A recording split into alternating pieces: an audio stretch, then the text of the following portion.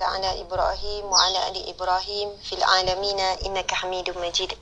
Alhamdulillah, sebelum kita mulakan, boleh beri respon sama ada jelas atau tidak. Masya-Allah. Anda di mana? Okey, mungkin boleh jawab salam saya dulu. Bismillahirrahmanirrahim. Assalamualaikum warahmatullahi wabarakatuh. Subhanallah, alhamdulillah. Okey, jika jelas boleh jawab salam, kemudian nyatakan anda daripada mana, jelas atau tidak. Subhanallah. Pagi ni kita bersiaran secara langsung melalui FB page Ustazah Asma Harun dan juga Instagram Ustazah Asma Harun. Okey, semua okey ya? Okey. Facebook nanti kita tengok.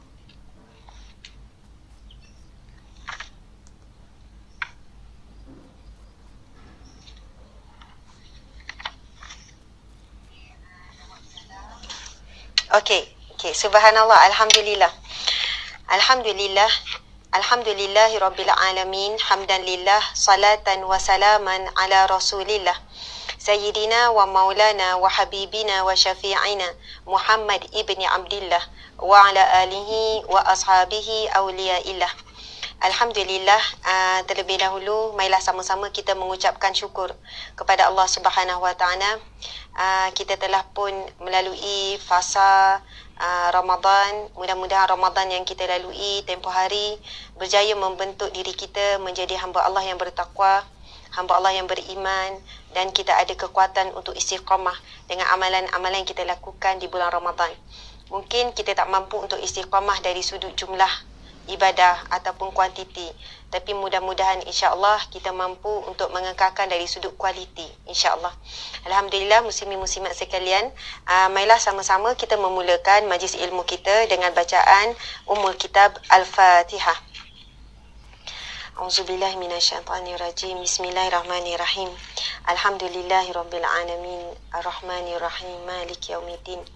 Iyyaka na'budu wa iyyaka nasta'in. Ihdinas siratal mustaqim. Siratal ladzina an'amta 'alaihim ghairil maghdubi 'alaihim waladdallin. Amin. Amin amin ya rabbal alamin.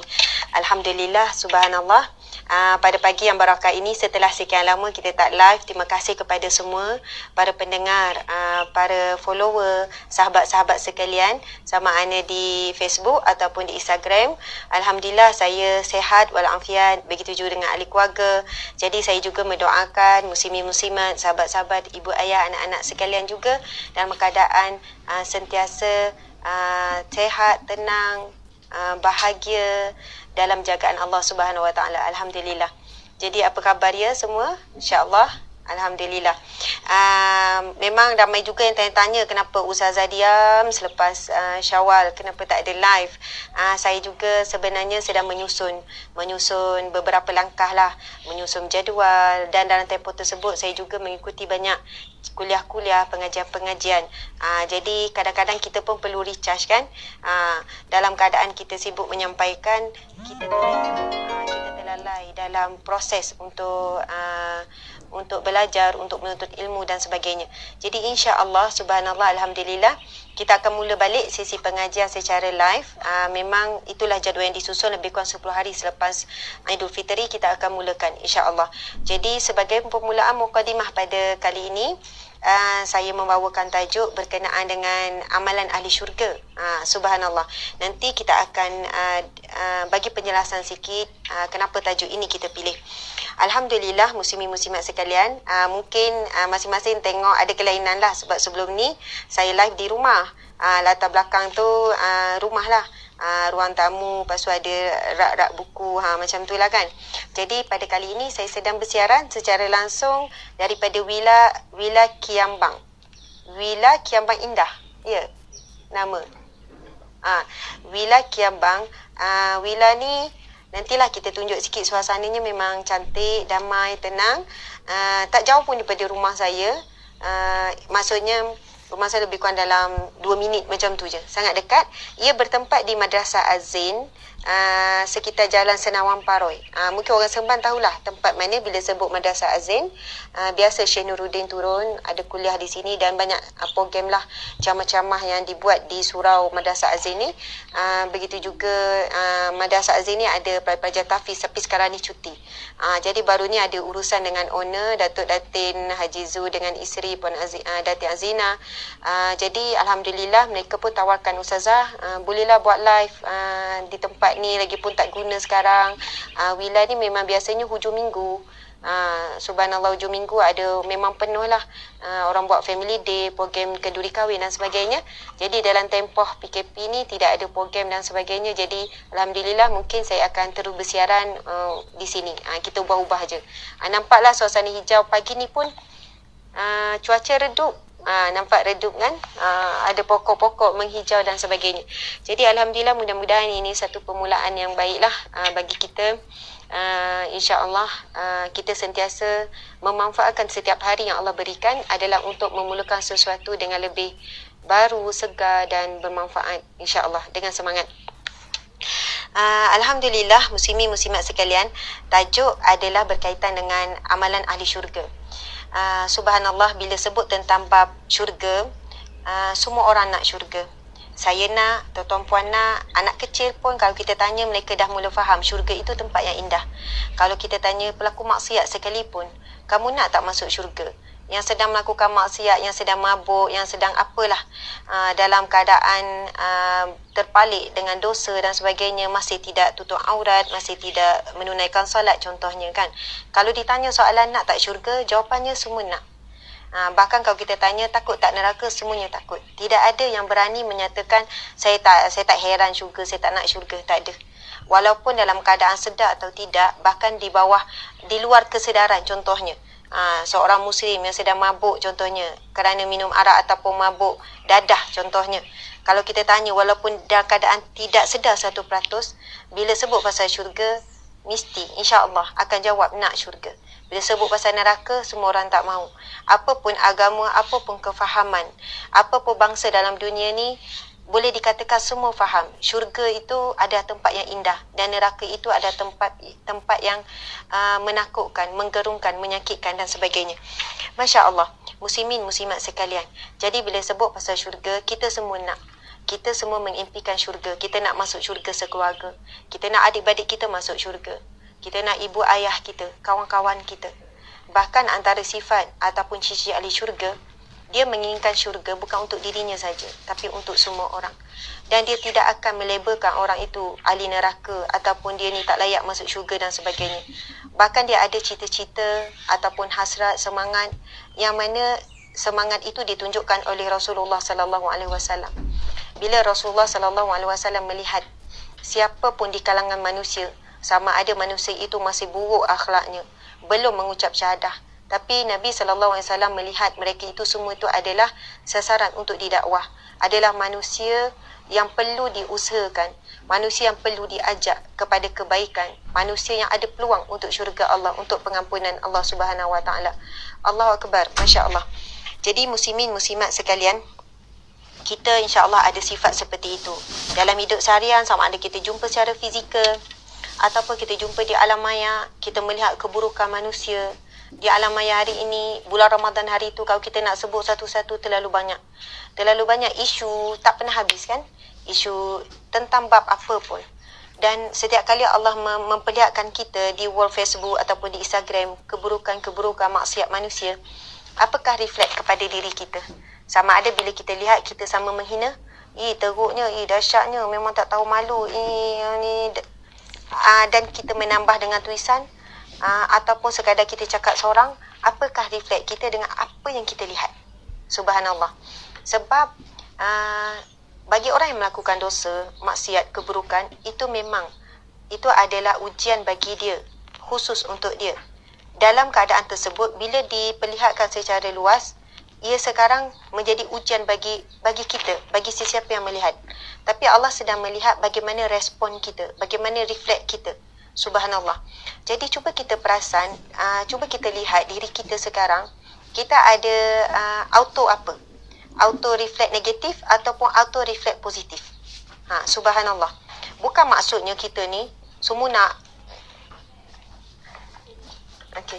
Subhanallah, bukanlah maksudnya kita ni nak positif dalam setiap keadaan walaupun keadaan tu negatif. Tapi permulaan kita untuk respon itu menunjukkan bagaimana jiwa kita. Ada setengah orang bila tengok keburukan, dia terus subhanallah, ya Allah berilah dia hidayah, ya Allah kalau dia dapat hidayah, ya Allah ramainya orang boleh berubah kerana dia berubah. Contoh kan, bila kita nampak memang ada satu benda yang saya pun tengok di Facebook baru ni, contohnya dan benda ni secara umum ya, sampai tengok tu kita rasa macam ada ya umat Islam kita yang begini, yang terlalu dahsyat begini, bahkan lebih dahsyat daripada bukan Islam dari sudut hilang sifat malu, dari sudut hilang sifat malu. Contohnya ada produk yang dielankan oleh pasangan suami isteri dalam keadaan yang menghina diri sendiri, dalam keadaan yang jijik lah, dalam keadaan lucah dan sebagainya. Di sana kita boleh lihat hinaan, kecaman yang begitu banyak. Begitu juga ada yang dalam keadaan tersebut masih lagi, saya doakan kamu berdua dapat hidayah. Subhanallah, kita akan jumpa selit doa-doa macam tu. Mudah-mudahan kamu berdua dapat petunjuk daripada Allah. Mudah-mudahan kamu berdua sempat bertaubat. Tapi di sana ada juga kecaman, neraka, dipanggil dengan panggilan yang binatang-binatang tertentu semua. Subhanallah, memang mereka melakukan kemungkaran. Tapi dalam masa sama, kemungkaran seseorang jangan mengheret sama kita melakukan kemungkaran. Tidak ada ruang untuk kita jadikan sebab ataupun alasan kukuh untuk kita sama-sama berkata keji di atas perbuatan keji orang lain. Subhanallah. Jadi di situlah sama ada kita nak berada dalam tetap dalam menjaga lidah, kedudukan berada di kalangan orang yang menjaga lidah, terus gunakan lidah untuk mendoakan, ataupun di kalangan yang kedua, golongan yang kedua yang menggunakan lidah dengan cara yang sebaliknya, menghina, mendoakan keburukan dan sebagainya. Allahu Akbar, subhanallah. Muslimin muslimat sekalian, insya-Allah ini ada siri yang pertama, itu bebel mukadimah sikit kan, sikit refleksi dirilah dengan apa yang berlaku sekeliling. Mudah-mudahan kita sentiasa ada satu filter. Kita sentiasa kena ada filter pada diri kita. Dan filter bagi kita yang paling utama adalah iman lah. Iman. Filter paling utama kita iman. Bila ada perkara yang buruk, kita boleh tepis. Bila ada perkara yang baik, kita ambil. Bila ada perkara yang perlu kita doakan, kita doakan. Dan doakan kebaikan. Maksudnya, iman ni kita faham, iman ini adalah satu benda yang diikrarkan. Tasdiqu bil qalbi, yang dibenarkan dalam hati. Iqrar bil lisan disebutkan pada lidah, wal amalu bil jawarih, dan kita perlu buktikan dengan perbuatan. Sebab itu bila seseorang itu ada iman, nanti kita sentuh sikit. Bila seseorang itu ada iman, bukti keimanan dia tu boleh terlihat, boleh diukur. Kita sendiri ukur, jangan ukur orang lain, ukur diri sendiri dengan respon, dengan akhlak, dengan kata-kata, dengan pandangan. Subhanallah. Iman ini kalau dari sudut bahasa kepercayaan, keyakinan, kita tahu. Kepercayaan, keyakinan kepada apa? Kepada Allah Subhanahu Wa Taala. Bila kita sebut yakin, percaya kepada Allah, ini secara umum. Definisi iman tu memang luas, terlalu banyak. Dari segi pandangan ulama, para sahabat Nabi, kebanyakannya mendefinisikan iman, ada definisi yang banyak, walaupun berbeza tetapi menjurus kepada yang sama. Ya, iman itu percaya dan yakin. Bukan sekadar kita sebut, ya saya yakin Allah itu ada, Allah tempat bergantung. Tapi percaya semua yang datang daripada Allah. Percaya ada dosa pahala, percaya ada ganjaran, percaya ada syurga, percaya ada neraka, ada hisab. Maksudnya, percaya bahawasanya Allah itu maha berkuasa. Percaya bila kita memaafkan, kita juga dapat dimaafkan Allah. Percaya bila kita memberi, Allah akan lipat gandakan. Percaya hadis Nabi tentang bab menahan marah. Bila Nabi sebut sesungguhnya la taghdab, janganlah kamu marah, walakal jannah, bagi kamu syurga. Maksudnya di antara ciri orang ahli syurga adalah orang yang menahan marah, bukan buang marah. Sebab marah tu memang fitrah, Allah ciptakan kita, memang manusia mesti ada marah. Kalau manusia tu dikata, saya tak pernah marah, saya tak ada marah, itu bukan manusia. Sebab subhanallah, antara kuliah ceramah yang saya dengar dalam tempoh beberapa minggu ni kan, ada daripada seorang ulama, daripada seorang guru, saya tak ingat nama, tapi daripada seorang ustaz lah, seorang kiai, tak silap saya, daripada Indonesia. Okey. Bila dia menjawab soalan ditanya oleh audien, persoalan tentang bagaimana nak membuang sifat penyakit-penyakit hati di dalam hati. Contohnya riak, takabur, ujub, sum'ah. Riak tu melakukan sesuatu kerana manusia kan, mengharapkan pujian manusia, mengharap redha manusia. Takabur, sombong. Sombong ni kemudian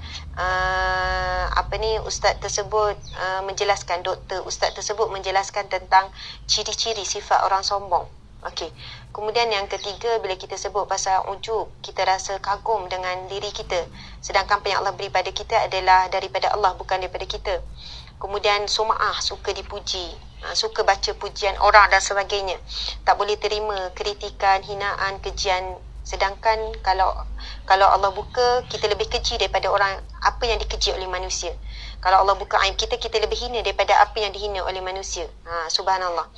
Kemudian penyakit hati, marah, tak boleh nak mengawal marah dan sebagainya. Jadi jawapan ustaz tersebut, dia kata sebenarnya dalam diri manusia, setiap manusia ada potensi untuk ujub, riak, takabur, sum'ah. Maksudnya itu adalah satu fitrah, maksudnya satu perkara yang ada dalam diri manusia. Ia tidak boleh dibuang, tetapi ia boleh diuruskan. Subhanallah. Sebab masa tu, ketika tu ustaz tu menjawab, ada orang tanya, kalaulah ciri-ciri jadi sombong itu kerana disebutkan antara sumber sebab sombong adalah kerana harta, kerana rupa, kerana pangkat ataupun kerana keturunan. Lepas tu kerana ilmu. Antara sumber ataupun punca kesombongan manusia. Ini antara 5 punca utama. Sebab apa? Kerana ilmu, kerana harta, keturunan, kerana rupa, kemudian kerana kerana kuasa. Macam itulah 5 sumber kesombongan. Manusia menjadi sombong. Tapi bila ditanya, kenapa ada orang miskin dan ada orang jahil pun boleh jadi sombong. Sedangkan mereka tak ada ilmu tapi mereka sombong. Mereka miskin, tak ada harta tapi sombong. Sedangkan disebutkan dalam banyak kitab, kesombongan ini boleh terkena kepada golongan-golongan tertentu. Jadi sebab itu lalu dikupas. Sebenarnya setiap manusia ada potensi untuk cenderung dikuasai oleh penyakit hati. Kecuali orang yang ada filter iman. Subhanallah. Ada tapisan dalam hatinya iman. Iman itulah yang mengawal dirinya. Iman itulah yang menapisnya. Sebab itu perjuangan untuk melawan penyakit hati ini adalah perjuangan seumur hidup kita. Perjuangan seumur hidup. Kadang-kadang kita kalah. Kadang-kadang kita ikut hawa nafsu tu. Kadang-kadang kita terbuai dengan pujian manusia.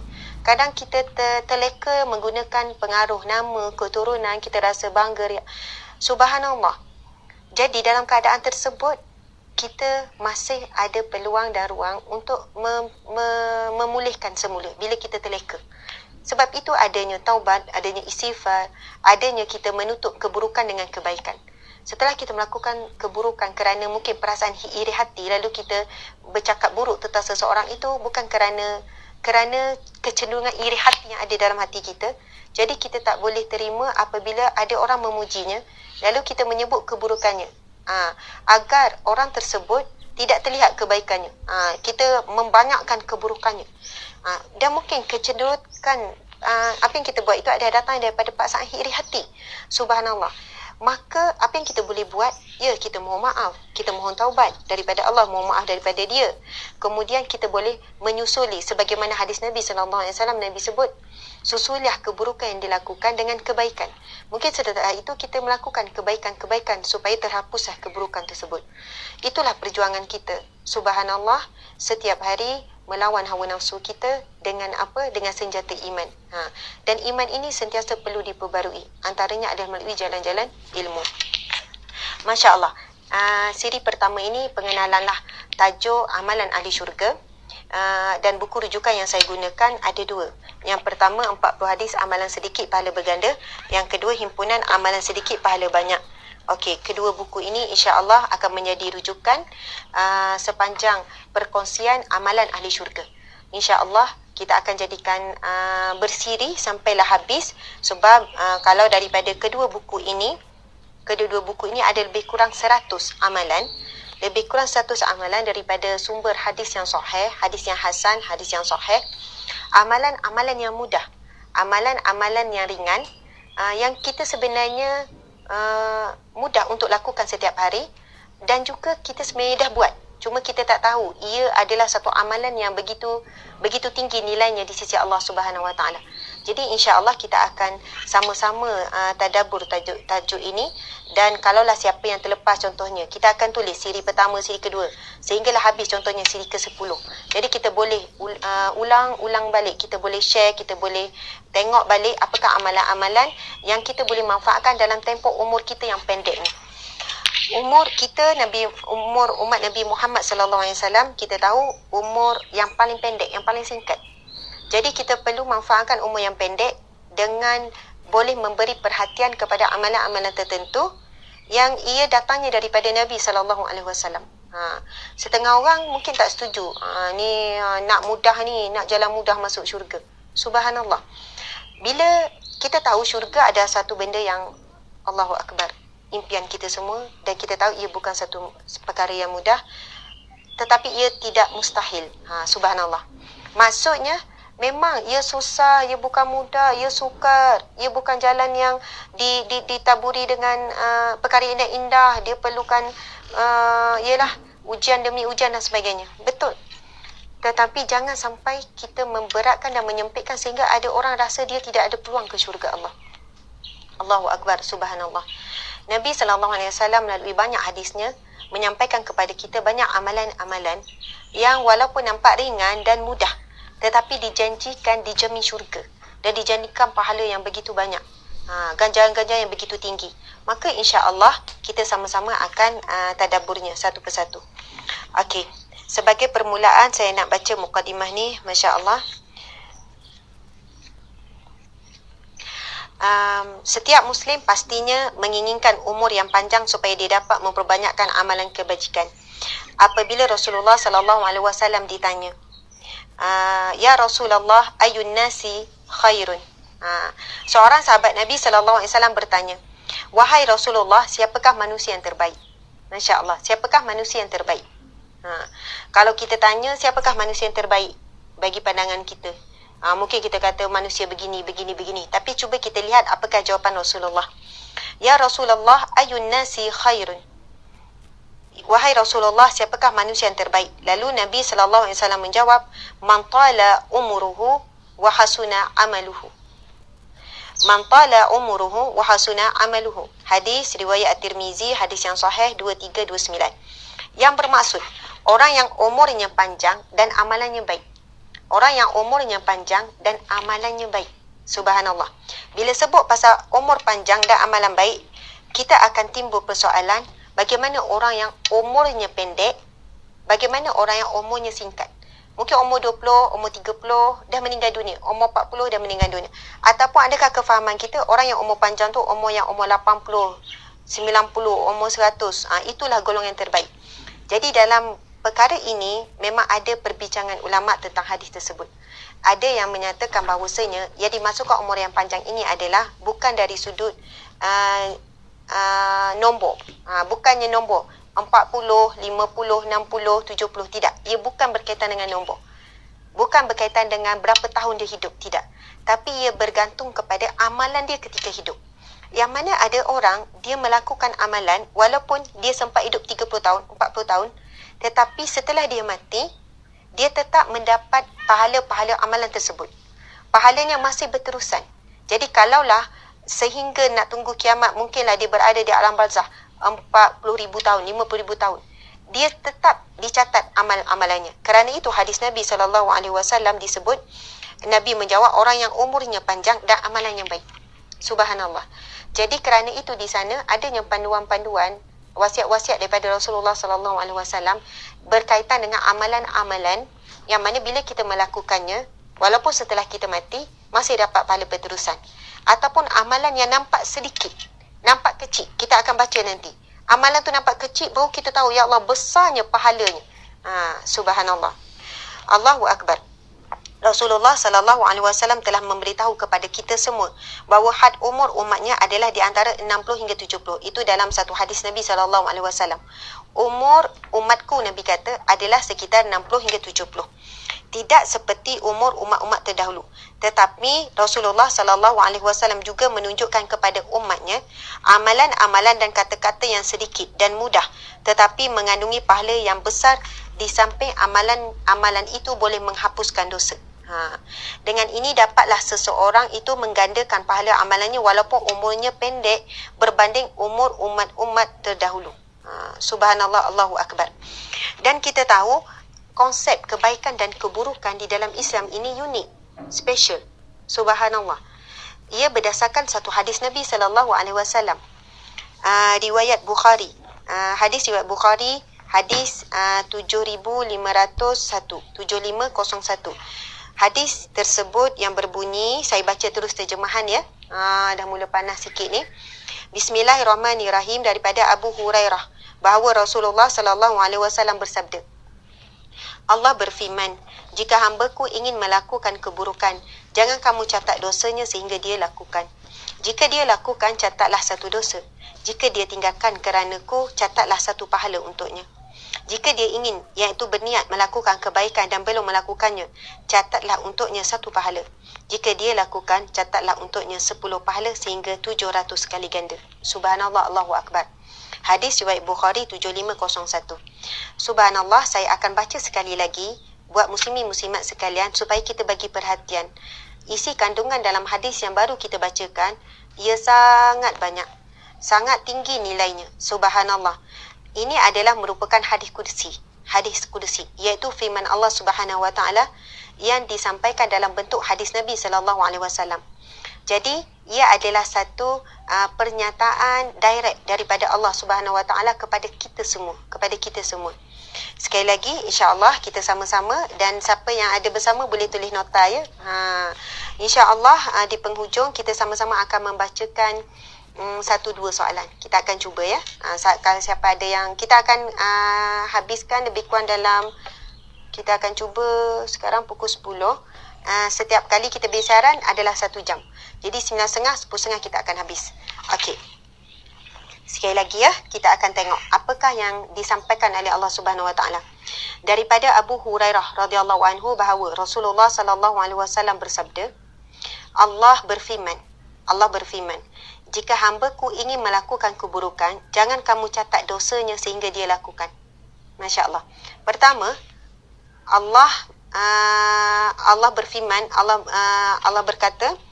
berfirman, apabila hamba-Ku ingin melakukan keburukan, jangan kamu catat dosanya. Jangan dicatat dosanya, kecuali setelah dia melakukan. Jika dia lakukan, catatlah baginya satu dosa. Subhanallah. Bila lakukan, catat satu dosa. Namun jika dia tinggalkan kerana-Ku, catatlah satu pahala untuknya. Subhanallah. Contoh, ada seseorang dia berniat untuk melakukan keburukan. Masya Allah, Allahu Akbar. Terlalu banyak. Contohlah apa-apalah kan. Dia berniat untuk tulis sesuatu. Ataupun dia berniat nak tengok benda yang tak elok dekat telefon. Dia berniat, dia rasa okey nak masuk bilik, nak tutup pintu. Dan dia berniat nak tengok benda yang tak elok. Benda yang sia-sia, benda yang bermaksiat contohnya. Apa-apa sajalah. Kemudian, bila dia nak masuk dalam bilik, dia naik ke tu, kemudian dia tinggalkan. Subhanallah. Allah berfirman, jika dia lakukan, catatlah satu dosa. Jika dia tinggalkannya kerana-Ku, catatlah satu pahala untuknya. Subhanallah. Meninggalkan satu perbuatan buruk yang kita terlintas untuk buat, terus dapat pahala. Dicatat pahala. Subhanallah. Jika dia ingin, Allah berfirman lagi, jika dia ingin ataupun berniat melakukan kebaikan dan belum melakukannya, catatlah untuknya satu pahala. Allahu Akbar. Masya Allah. Allah berfirman lagi, Allah perintahkan kepada para malaikat, sekiranya dia berniat untuk melakukan apa-apa kebaikan, tapi dia belum melakukannya, catat untuknya pahala. Namun jika dia lakukan, catatlah untuknya 10 pahala. Sehingga 700 kali ganda. Masya Allah, Allahu Akbar. Bayangkan muslimin-muslimat sekalian, Allah berfirman kepada hamba, sekiranya hambaku ingin melakukan keburukan, jangan catat lagi sehingga dia lakukan. Dan bila dia lakukan, catat satu saja. Dan sekiranya dia meninggalkan keburukan yang dia niat tadi tu nak buat, dia niat saja nak buat, kemudian dia tinggalkan, dia tak jadi nak buat, Allah berfirman, catat baginya 1 pahala. Lalu Allah menyambung lagi firman-Nya, sekiranya hamba-Ku ingin berniat melakukan kebaikan, catat baginya pahala. Belum buat lagi, dah dapat pahala siap-siap. Dan sekiranya ia melakukan apa yang diniatkan tersebut tentang kebaikan tu, catat baginya 10 kali. Bezanya sangat banyak. Kalau buat dosa, catat 1 saja. Tapi bila buat pahala, apa yang diniatkan terus dicatat 10 pahala, sehingga berapa? 700 kali ganda. Okey. Subhanallah, daripada hadis ini, apa yang boleh kita buat? Apa yang kita boleh buat supaya kita berada di golongan tersebut?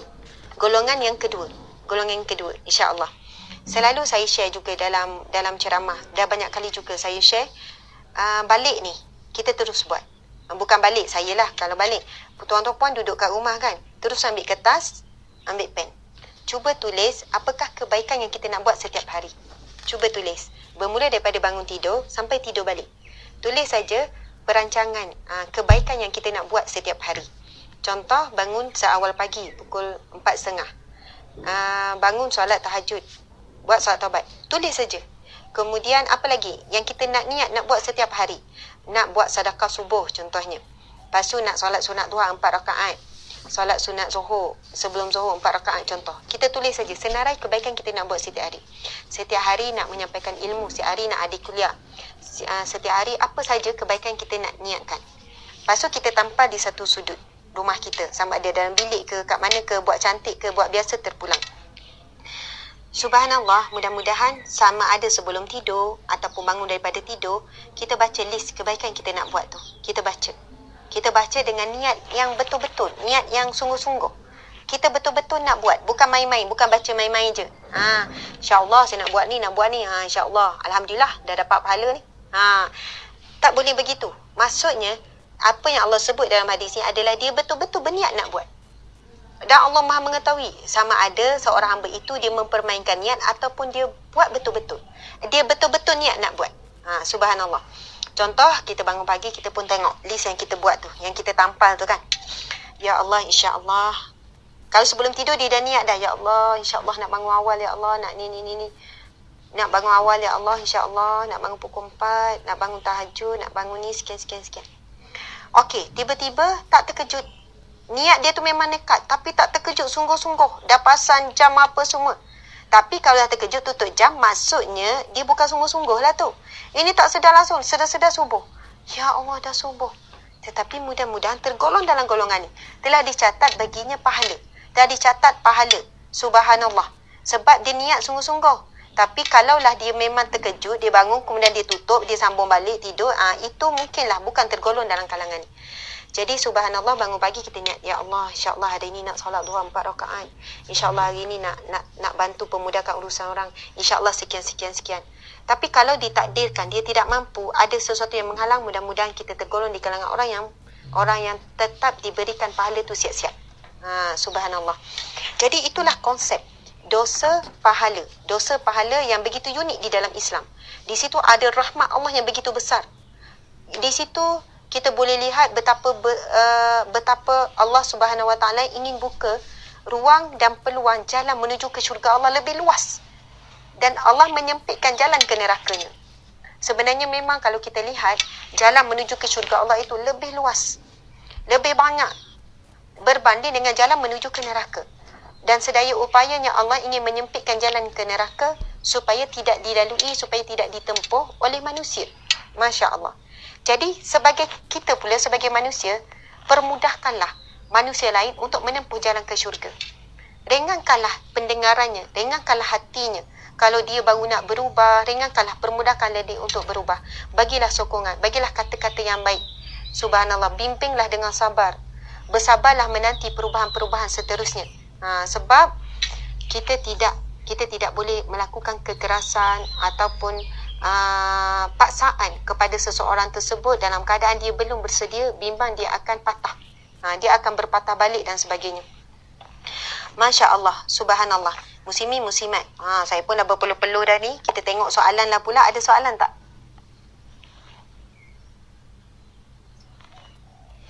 Ada soalan? Okey. Terima kasih yang turut hadir sama lebih kurang dalam 4K.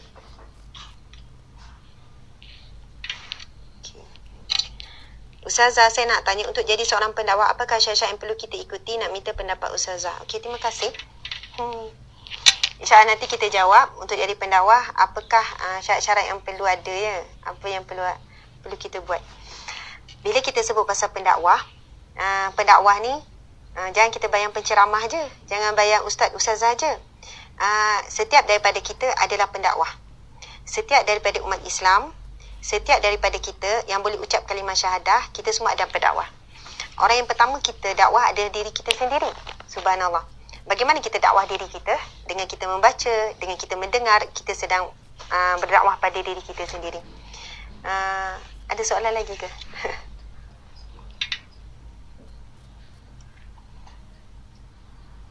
Okey, subhanallah. Ada soalan, okey, 2 soalan cukup. Okey, terima kasih ya. Subhanallah, soalan pertama berkenaan dengan dakwah. Seorang ibu sentiasa ada peluang untuk berdakwah kepada anak. Seorang suami dakwah pada isi dakwah pada suami. Adik-beradik dakwah kepada adik-beradik, kawan-kawan berdakwah kepada kawan-kawan. Jadi, saya pernah tanya seorang guru berkenaan dengan kewajipan dalam menyuruh kebaikan dan mencegah kemungkaran. Jadi, sebelum itu saya faham setiap daripada kita ni wajib. Ya, memang wajib, itu antara kewajipan kita. Tetapi apabila seorang guru ni mempermudahkan kefahaman saya, dia kata ia mengikut kapasiti ataupun apa yang ada pada orang tersebut. Contohlah kan, Allah memberikan kepada kita apa yang ada pada kita, ialah jasad kita, apa yang kita fikir, lidah kita, apa yang kita mampu bercakap, ilmu yang kita dapat hari ini melalui proses daripada kita kecil sampai besar. Ada orang dia dapat proses ilmu yang sangat baik, sampai dia jadi orang alim, Masya Allah, sampai dia jadi doktor, jadi pakar dan sebagainya. Tapi ada orang tidak melalui jalan hidup seperti itu. Mungkin kemiskinan, mungkin sekian, mungkin dari segi kurniaan otak yang Allah berikan kepada dia, level dia rendah. Dia tak mampu nak fikir lebih. Itu je tahap pemikiran dia. Subhanallah, Allah Akbar. Maksudnya ada orang yang Allah berikan kelebihan dari segi kebijaksanaan. Ada orang tidak. Ada orang ada kekuatan daya ingatan. Ada orang tidak. Ada orang dia ada kekuatan dari segi berkata-kata. Dia pandai susun ayat. Ada orang tidak. Sebab itu kita tak boleh nak bagi tekanan kepada semua orang. Kita ni kena menyampaikan, kita kena berjuang pada jalan Allah. Gini. Sedangkan Allah menciptakan kapasiti itu berbeza. Kerana itu, Masya Allah, muslimin muslimat sekalian, bagi orang awam, bagi orang sekian, ia berbeza tanggungjawab dalam berdakwah. Kalau dia hanya mampu berdakwah dalam perkara-perkara yang biasa, perkara yang rendah, maka dia teruskan dengan jalannya. Masya Allah. Dan bagi kita yang boleh berdakwah dalam dakwah yang peringkat bawah-bawah, boleh cakap yang biasa-biasa je, kita jangan melihat orang yang buat dakwah, hebatnya dia, bestnya ni. Lepas tu kita akan rasa tertekan. Allahu Akbar. Allah menilai, Allah tahu, Allah beri kita apa yang kita mampu buat, Allah tahu. Jadi buatlah mengikut kadar kemampuan kita, jangan pula kita buat dengan kadar yang paling rendah. Maksud kalau kita mampu buat lebih, sebenarnya kita ada potensi lebih. Jadi kita gunakanlah sehabis baik potensi kita ada. Tapi kadang kita ini suka ambil yang paling rendah. Sedangkan kita boleh buat lebih, boleh usaha lebih, boleh cakap lebih, tapi kita tak nak sebab ia berisiko contohnya. Masya Allah. Jadi seorang ibu dia akan lihat anak adalah sasaran dakwah dia. Seorang suami dia akan nampak isteri adalah sasaran dakwah dia. Jadi dia bersabar dalam berdakwah kepada isteri. Isteri pula dia boleh lihat suami sasaran dakwah dia. Mad'u dia. Jadi dia sabar dalam menyampaikan kebaikan kepada suaminya contohnya. Subhanallah. Begitulah juga dengan anak-anak kadang dia melihat ibu ayah adalah sasaran dakwahnya. Masya Allah. Dalam kehidupan kita itulah kita akan nampak manusia sekeliling adalah orang yang kita dapat ilmu daripada mereka ataupun mereka dapat ilmu daripada kita. Sama ada kita didakwah daripada apa yang kita lihat. Kan kita keluar, contoh, kita pergi ke jalan, kita akan nampak orang sekeliling. Kita boleh nampak cara orang bawa kereta. Kita pergi isi minyak, kita boleh nampak. Sebab itu, antara yang dijawab, ada seorang Nabi bila ditanya, kamu siapakah yang banyak mendidik kamu, diri kamu? Lalu dia kata, manusia sekeliling yang banyak mendidikku. Bagaimana? Apabila aku melihat keburukan pada manusia, maka ia memberi pendidikan kepadaku. Apabila aku melihat kebaikan kepada manusia, maka ia juga memberi ilmu kepadaku. Subhanallah. Jadi rupanya Allah bagi kita nikmat mata bukan hanya untuk melihat keindahan-keindahan alam, melihat antaranya adalah daripada mata zahir, ia akan terpancar kepada mata hati kita. Subhanallah. Mata zahir melihat, mata hati lalu bagi reflect apa? Bila melihat keburukan, kita doa supaya kita tidak tergolong di kalangan orang yang melakukan keburukan, dan kita mendoakan. Subhanallah. Bila kita melihat sesuatu kebaikan, melihat orang yang begitu pemurah, subhanallah, pemurahnya dia ya Allah, subhanallah, banyaknya harta dia ya Allah, lalu kita pun kata ya Allah, berikanlah aku harta yang barakah supaya aku boleh membantu lebih ramai orang. Subhanallah. Alhamdulillah, pada pagi ini juga saya ada baca satu kata-kata yang sangat baik. Barang siapa yang banyak merenung ke dalam dirinya, nescaya dia akan mudah memaafkan orang dan bersangka baik kepada orang dan mendoakan kebaikan orang. Masya Allah. Saya ulang lagi sekali. Barang siapa yang banyak merenung tentang dirinya, merenungi dirinya, keburukannya, kekurangannya, dia bukan merenung keburukan, kekurangan orang, tak, mengenangkan dirinya. Maka apabila dia diuji dengan orang yang menghinanya contohnya, lalu dia akan lebih mudah untuk memaafkan.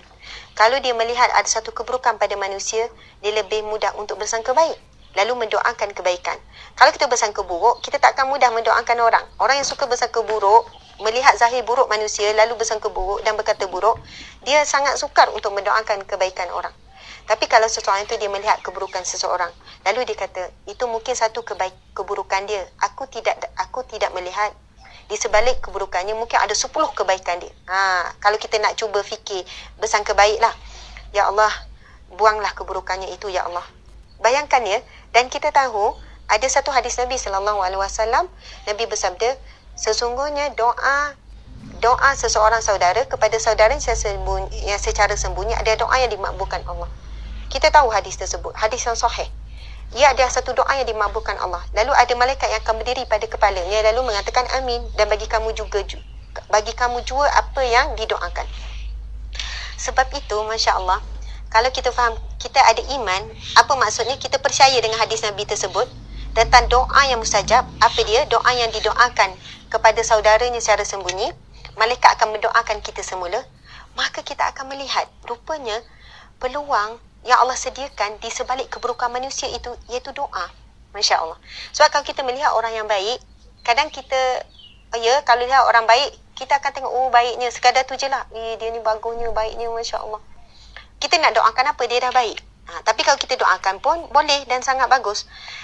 Tapi bila kita diperlihatkan oleh Allah melalui Facebook ke Instagram ke melalui apa ke keburukan manusia, di situ sebenarnya kalau kita faham, konsepnya adalah Allah sedang buka kita peluang untuk mendoakan kebaikan.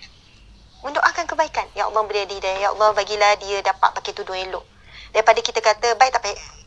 Ada muslimat kita pakai tudung nampak telinga kan. Pakai tudung nampak leher. Kadang tu, kita kata, ya Allah, pakai tudung apa nampak leher macam ni? Pakai tudung apa nampak telinga macam ni? Pakai tudung apa? Contohlah kan. Kita cakap begitu, apa yang kita dapat? Rasanya kita dapat apa? Dapat dosa, dapat pahala ataupun tak dapat apa-apa. Sia-sia saja. Kemungkinan dapat dosa, wallahualam. Catatan dosa pahalanya wallahualam kan. Itu ada penilaian Allah. Jadi, tapi sudah pasti dapat pahala. Confirm dapat pahala kalau kita doakan kebaikan. Sebab ini disebut dalam hadis Nabi. Ya Allah, berilah dia petunjukmu ya Allah, agar dia boleh tutup aurat dengan sempurna ya Allah. Mungkin dia ada salah faham ni pasal aurat ni. Ya Allah, berilah kekuatan dia untuk tutup aurat dengan baik ya Allah. Subhanallah. Bila kita belek tu kan, kita jumpa dalam 20 contoh. Ada orang yang pakai gitu. Pakai baju ketat. Allahu Akbar, ramainya muslimat kita. Minta maaf, ada trend baju raya satin tu kan. Baju raya kain satin. Lepas tu pakai tudung kecil. Lepas tu nampak bentuk badan. Bila tengok tu, ramainya muslimat kita. Ramainya wanita Islam kita pakai ni. Bila belek, Allahu Akbar. Gambar raya yang dikongsi dan sebagainya. Jadi setiap kali kita tengok tu, rupanya Allah bagi peluang kita untuk doakan kebaikan. Dan doa itu akan kembali kepada kita semula. InsyaAllah zuriat keturunan kita akan dijaga oleh Allah. Dia bukan sekadar kembali pada diri kita, dia akan kembali kepada zuriat keturunan anak-anak kita juga. Allahu Akbar, subhanallah. Muslimin muslimat sekalian, itu antara jawapan secara ringkas soalan pertama. Soalan yang kedua, Ustazah, bagaimana keadaan orang yang suka menghina orang miskin? Subhanallah. InsyaAllah sebelum saya jawab soalan tu, saya nak baca beberapa hadis Nabi tentang amalan ahli syurga. Kan nanti tak tercapai pula tajuk kita ni. Tadi kita dah sebut tentang amalan apa? Tentang bab konsep pahala dosa yang begitu unik.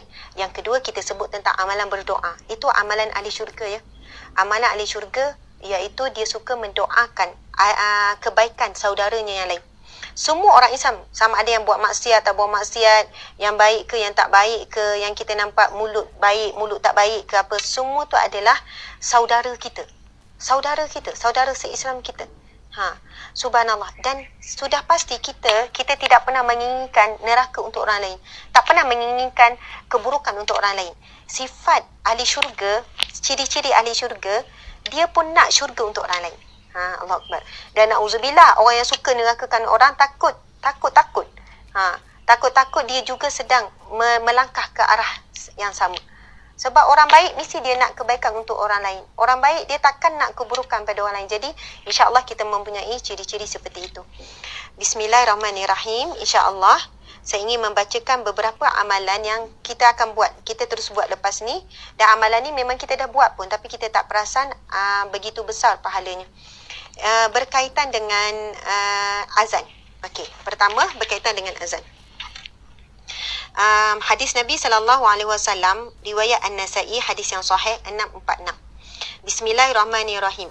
Wal muazzinu yughfaru lahu bimaddi sawtihi wa yusaddiquhu man sami'ahu min ratbin wa yabisin wa lahu mislu ajri man shalla ma'ahu. Sadaqa Rasulullah sallallahu alaihi wasallam. Nabi SAW bersabda, orang yang melaungkan azan, diampunkan untuknya seluas kawasan suaranya sampai. Setiap benda basah dan kering yang mendengarnya akan membenarkannya. Dia mendapat pahala orang yang solat bersamanya. Subhanallah. Pertama, disebutkan dalam hadis ini, orang yang melaungkan azan diampunkan untuknya.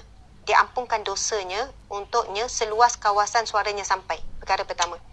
Yang kedua, setiap benda basah, makhluk yang basah dan kering yang mendengarnya akan membenarkannya. Subhanallah. Dia mendapat pahala. Yang ketiga, dia mendapat pahala orang yang solat bersamanya. Masya Allah. Antara hikmah besar PKP telah melahirkan ramai muazzin ataupun kita sebut Bilal, tukang azan di dalam rumah masing-masing. Jadi subhanallah, saya sebenarnya rasa macam sayangnya kalau PKP ni nak berakhir. Satu sudut memang kita nak cepat berakhir. Nak mula kuliah, program yang dah dibatalkan apa semua, banyaklah benda yang terhenti, subhanallah. Tapi dari sudut yang lain, kita rasa macam, ya Allah, bagusnya PKP ni sebab melahirkan ramai muazzin. Jadi, suka saya mengingatkan ahli keluarga sekalian, sahabat-sahabat, ibu ayah sekalian, pastikan setiap kali solat masuk waktu, Zuhur sekejap lagi ni, pastikan ada azan dilakukan dalam rumah kita. Pastikan.